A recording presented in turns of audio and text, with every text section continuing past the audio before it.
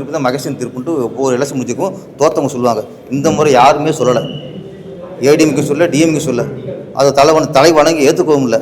அவங்க என்ன பண்ணுறாங்க, குறுக்கு வழியில் எடப்பாடி அவர்கள் வந்து சிஎம் இதுவரைக்கும் எதிர்புறமாக இருந்தால் எம்ஜிஆர் கட்சி ஆரம்பித்ததுலேருந்து இது வரைக்கும் திமுகவுக்கு எதிரி அதிமுக, அதிமுகவுக்கு எதிரி திமுக, இது வரைக்கும் அப்படி தான் இருந்துச்சு. ஜெயலலிதா இருக்கும்போதும் திமுகவா அதிமுகவா, கலைஞரா ஜெயலலிதாவா, இப்படி இருந்த கட்சி நீங்கள் விஜய்னு ஒரு புதுசாக வராரு, அவர் சிஎம் சீட்டை உட்காரா கூடங்கிறதுக்காக இது வரைக்கும் நீங்கள் எளியும் புளியுமா இருந்த நீங்கள் எதிர்புறமாக இருந்தீங்க, ஒன்று சேர்ந்து அவரை அந்த அறையில் உட்கார விடான்னு சொன்னால் இது எவ்வளோ ஒரு குறுக்குவழி அரசியல். அந்த சிஎம் பதவிக்கு ஆசைப்பட்டது யார், இவர் 107 சீட் வந்திருக்காரு. ஓகே, திமுக 2 இடத்துல வந்திருக்கு. 3வது இடத்துல தான் 47 சீட்டில் தான் அதிமுக இருக்குது. அப்போ 107 சீட்டு வாங்கணுங்க சும்மா இருக்கணுமா?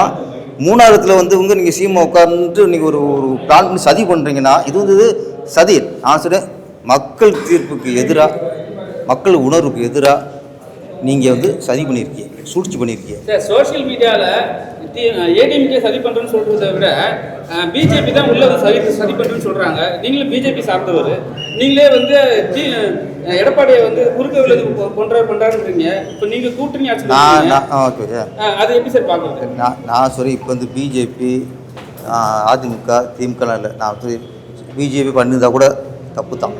ஒருத்தர் மக்கள் ஏகமானதாக ஒரு கட்சியை எல்லா கட்சியை விட அதிக சீட்டு கொடுத்துருக்கும் போது எல்லாரும் தலைவணங்கி அவர் சீட்டில் உட்கார வச்சுருந்தீங்கன்னா உங்கள் மேலே மக்களுக்கு மரியாதை இருக்கும். இப்போ என்ன தெரியுமா, நீங்கள் உங்கள் மரியாதை போச்சு, ஏற்கனவே உங்களை மரியாதை போனதுனால தான் நம்ம தோல்வி சந்திச்சிருக்கோம். இப்போ என்ன பண்ணுறீங்க, மக்கள் மனநிலை புரிஞ்ச மாட்டேங்குது. அரசியல் எதுக்கு சார், மக்கள் ஆட்சி எதுக்கு, மக்கள்கிட்ட ஓட்டு வாங்குறியா எதுக்கு, தேர்தல் எதுக்கு? அவங்க நிர்ணயிக்கிறாங்களே, நீ தான் இந்த கட்சி தான் ஜெயிக்கணும், இந்த கட்சியில் உள்ளவங்க தான் ஆட்சிக்கு வரணும். இப்போ ஆட்சிக்கு ஒரு எடப்பாடியா ஸ்டாலினா விஜயா அப்படிங்கும்போது மக்கள் என்ன சொன்னாங்க, விஜயன்ட்டாங்களே. அப்போ மக்கள் தீர்ப்பையே அதையே நீங்கள் மாற்றி அமைக்கணும்னு நீங்கள் போராடும் போது அது தப்பாக போகுது. அந்த இப்போ ஒன்றும் இல்லை, ஒரு காங்கிரஸில் ஒருத்தரை வச்சு இவங்க சிஎம்ட்டு நீங்கள் பண்ண கூட தப்பாக வச்சுருக்காரு, கம்யூனிஸ்ட்டில் ஒருத்தரை வச்சு ஒரு சிஎம் நீங்கள் போனால் தப்பாக வச்சுருக்காரு. இது வரைக்கும் நீங்கள் எதிர்பார்ப்பாக இருந்து ஒன்று சார், இது ஒரு உதயசனுக்கு ஓட்டு போட்டவங்க இது வரைக்கும் என்னன்னா, செத்தாலும் நான் ரிட்டர்ன் ஓட்டு போட மாட்டேன், உதயசனுக்கு ஓட்டு போடுவேன் அப்படின்னு எத்தனை லட்சம் பேர் இருக்காங்க. என் உசிரே போனாலும் சரி என் ஓட்டு ரெட்டலை தான், உதயசனுக்கு போடவே மாட்டேன் அப்படின்னு இன்றைக்கி எத்தனை பேர் இருக்காங்க. அப்போ இன்றைக்கி உதயசனுக்கு போட்டால் எந்த அடுப்பில் போட்டாங்க, விஜய் எதிர்ப்பை விட நான் சொல்கிறேன் திமுக அதிமுகவோட எதிர்ப்பில் ரெட்டலைக்கு போட மாட்டேன் உதயசனம் போட்டவங்க எத்தனை லட்சம் பேர் இருக்காங்க. அப்படி போட்டவங்க ஓட்டை வாங்கிட்டு இப்போ நீங்கள் திருப்பி அதிமுகவை அரியணை ஏற்றணும்னு நினச்சா எப்படி முடியும்? அதுக்கு எடப்பாடி அவர்களும் அதுக்கும் சம்மதிச்சு எப்படி திமுக ஆதரவு ஏற்றுக்கிட்டாரு, அப்படி இருக்க எப்படி சார் எடப்பாடிக்கு அவர் சந்திப்பார்? நம்ம வந்து அதையும் பார்க்கணுமா? இல்லை அவரும் விஜய் சார் மனுஷன் தானே நமக்கு. அதனால் அதுக்குள்ளே யார் சப்போர்ட் பண்ணுறான், இன்றைக்கி அவருக்கு ஆதரவு தேவைப்படுது. அவருக்கு இன்றைக்கி வந்து ஆதரவு நாளைக்கு இந்த கூட இருக்கவங்க யாராவது 2 பேர் உருவிட்டு போயிட்டால் டேஞ்சர். எப்போ யார் உருவான்னு தெரியாது. எல்லோரும் சாதாரண ஆள் இல்லை, திமுகவிலிருந்து இங்கே வந்திருக்காளுங்க. நான் சார் அவர் நம்பலாம், மக்கள் நம்பலை சார். இவங்க யார் எப்போ காலம் வருவாங்கன்னு தெரியாது, மக்கள் நம்பலை.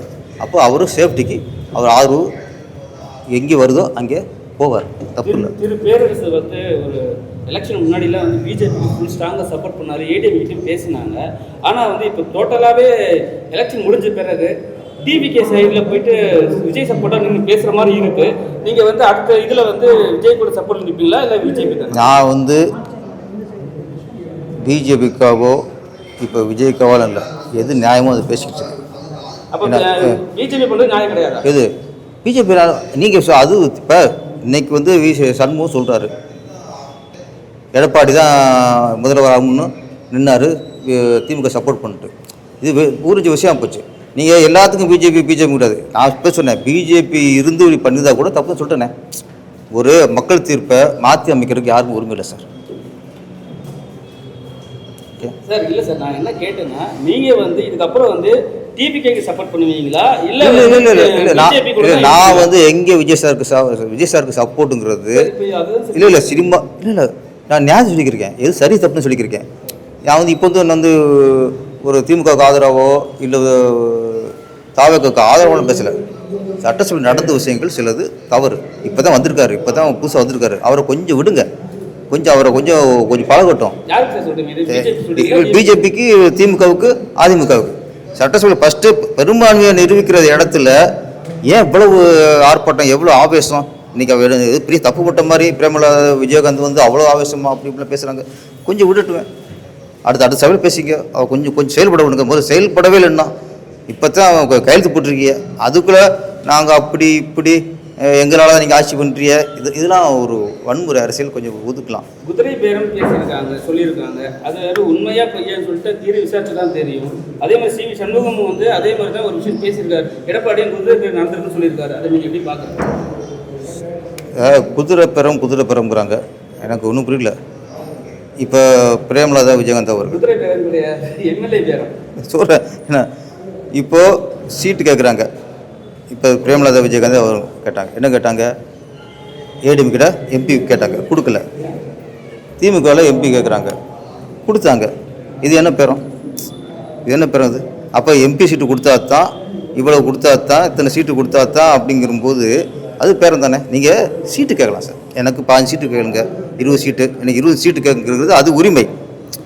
நீங்கள் MP பதவி அப்படின்னு ஒரு அங்கே வைக்கும்போது அது பேரமாயிருது. நீங்கள் காங்கிரஸ் கேட்குது, எங்களுக்கு சீட்டு 20 கேட்கும், 20 கொடுப்பாங்க. அது வந்து ஒரு கட்சி கூட்டணிக்கு உரிமை. இது மாதிரி நிறையா இருக்குது. ஓகே, அப்படியே MP பதவி கொடுத்தாங்க.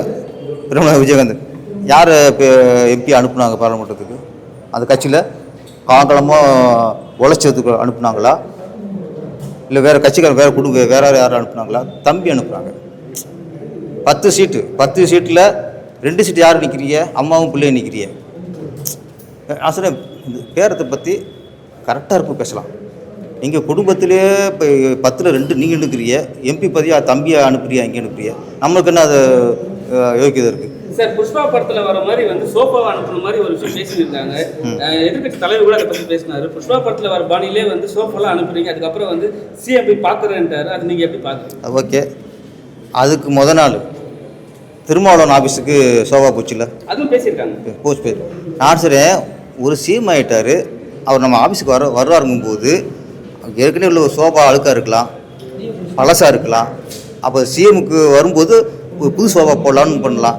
இது புரியல சார். நம்ம வீட்டுக்கு ஒரு விருந்தாளி வரும்போது வீடு சுத்தம் பண்ணுறதில்ல. நம்ம அந்த நேரத்தில் சார் வரணுமா? CM எப்போ தான் இன்னைக்கு வராருன்னா எப்போ எடுப்பிய வருவது முடியாது சொன்னார் அவர்.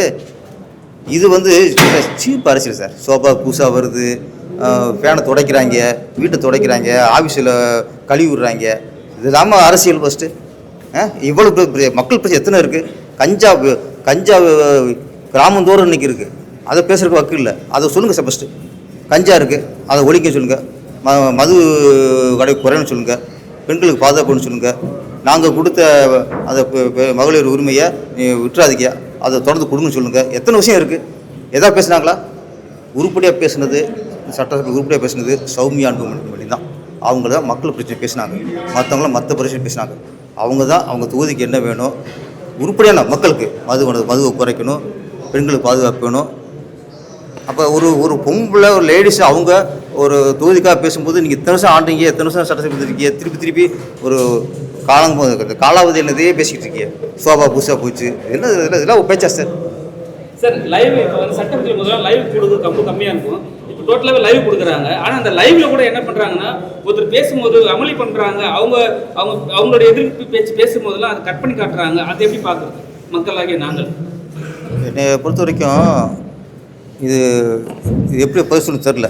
சில விஷயங்கள் வந்து சட்டசபையில் இவ்வளோ அநாகரிகமாக நடப்பாங்களா, இவ்வளவுலாம் கீழ்த்தரமாலாம் குரல் கொடுப்பாங்களா, இப்படிலாம் அசிங்கமாக சண்டை போட்டுக்குவாங்களா அப்படின்னு மக்கள் பார்த்தா வேதனைப்படுவாங்க. என்னை பொறுத்த வரைக்கும் எல்லாத்தையுமே காட்டுறதும் தப்பு தான். ஏன்னா மக்களுக்கு உங்கள் மேலே நம்பிக்கை போயிடும். ஒரு பேசும்போது நீங்கள் இங்கேருந்து ரவுடி மாதிரி கத்திக்கிட்டு இருந்துச்சிங்களே, அது எல்லாத்தையும் லைவாக காட்டினோம்னா, நான் முதல்வருக்கு சொல்கிறேன், சிலருக்கு வேண்டி சில எதிர்த்து கேட்கலாம் லைவாக பண்ணிட்டு. லைவாக பண்ணும்போது நல்லதான், என்ன நடக்கும் மக்களுக்கு தெரியணும். அதே நேரத்தில் ஒரு நம்பிக்கை போயிடும். அதை கொஞ்சம் எடிட் பண்ணி பண்ணுறது நல்லது.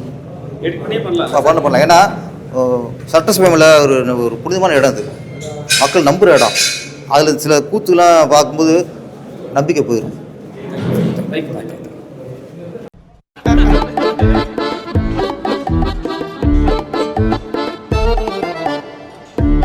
Thank you.